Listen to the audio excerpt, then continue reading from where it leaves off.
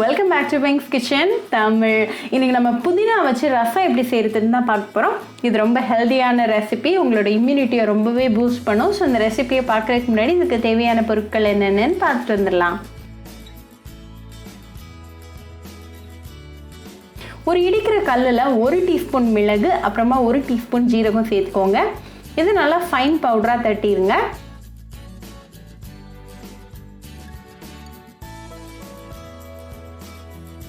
இது கூட ஒரு 10 பல்லு பூண்டு, கொஞ்சமாக கருவேப்பிலை இலைகள், அப்புறமா 1 பச்சை மிளகாய் சேர்த்துக்கோங்க.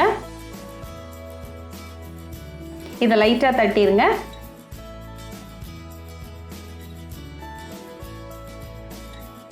இதை லைட்டாக தட்டிட்டு ரெடியாக எடுத்து வச்சுக்கலாம். இப்போ நம்ம ரசம் செய்ய ஸ்டார்ட் பண்ணிடலாம். ஒரு மண்பானை சூடு பண்ணிக்கோங்க. அதில் 1 டீஸ்பூன் எண்ணெய் சேர்த்துருங்க. எண்ணெய் நல்லா சூடானதும் 1/4 டீஸ்பூன் வெந்தயம், 1/4 டீஸ்பூன் ஜீரகம், கொஞ்சமாக கருவேப்பிலை இலைகள், கொஞ்சமாக புதினா இலைகள், 2 காஞ்ச மிளகாய், அப்புறமா 1 சிட்டிகை பெருங்காயத்தூள் சேர்த்துக்கோங்க. இதை லைட்டாக கலந்து விட்டுருங்க. இது கூட நம்ம இடித்து வச்சிருக்கிற அந்த இன்க்ரீடியன்ட்ஸ், அப்புறமா 2 பழுத்த தக்காளியை பொடுசாக கட் பண்ணி சேர்த்துக்கோங்க. கூடவே 1 டீஸ்பூன் உப்பு, அப்புறமா 1/4 டீஸ்பூன் மஞ்சள் தூள் சேர்த்துக்கோங்க. இதையும் நல்லா மிக்ஸ் பண்ணி விடுங்க. தக்காளி நல்லா மசிஞ்சு வர வரைக்கும் நல்லா கலந்து விட்டுருங்க.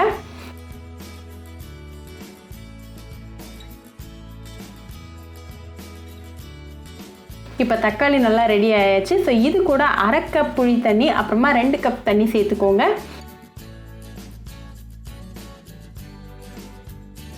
இதை நல்லா மிக்ஸ் பண்ணி விடுங்க. இதை லைட்டாக கொதிக்க வரைக்கும் நம்ம வெயிட் பண்ணலாம். இப்போ லைட்டாக கொதிக்க ஆரம்பிச்சிருக்கு. ஸோ இந்த ஸ்டேஜில் ஃப்ளேம் ஆஃப் பண்ணிவிட்டு கொஞ்சமாக சாப் பண்ண புதினா இலைகள், அப்புறமா கொஞ்சமாக சாப் பண்ண மல்லி இலைகளை சேர்த்துக்கோங்க. இப்போ நமக்கு சுவையான புதினா ரசம் ரெடி ஆயாச்சு. ரொம்பவே ஹெல்தியான ரெசிபி, உங்களோட இம்யூனிட்டியை நல்லாவே பூஸ்ட் பண்ணும். இது நல்லா சூடாக சாதம் கூட வச்சு சாப்பிட்டு உங்கள் ஃபேமிலி அண்ட் ஃப்ரெண்ட்ஸ் கூட என்ஜாய் பண்ணுங்கள். கண்டிப்பாக இந்த புதினா ரசம் ரெசிபி உங்கள் வீட்டில் ட்ரை பண்ணி பாருங்கள். ட்ரை பண்ணிவிட்டு எப்படி இருந்துச்சுன்னு எனக்கு கமெண்ட்ஸில் சொல்லுங்கள். இன்னொரு சூப்பரான ரெசிபியோடு உங்களை வந்து பார்க்குற வரைக்கும் பாய் ஃப்ரெண்ட்ஸ். உங்களுக்கு இந்த வீடியோ பிடிச்சிருந்தா பிங்க்ஸ் கிச்சன் தமிழுக்கு லைக் பண்ணுங்கள், ஷேர் பண்ணுங்கள், கமெண்ட் பண்ணுங்கள் அண்ட் மறக்காமல் சப்ஸ்கிரைப் பண்ணுங்கள். கூடவே பெல் ஐக்கானையும் கிளிக் பண்ணிக்கோங்க. அப்போ தான் நான் போடுற வீடியோஸ் எல்லாம் உங்கள் நோட்டிஃபிகேஷனில் வரும். உங்களுக்கு ரெசிபிஸ் இங்கிலீஷில் பார்க்கணும்னா பிங்க்ஸ் கிச்சன் சேனலை பாருங்கள். சேனலோட லிங்க் நான் அந்த டிஸ்கிரிப்ஷன் பாக்ஸில் கொடுக்குறேன். மறக்காமல் செக் பண்ணுங்கள்.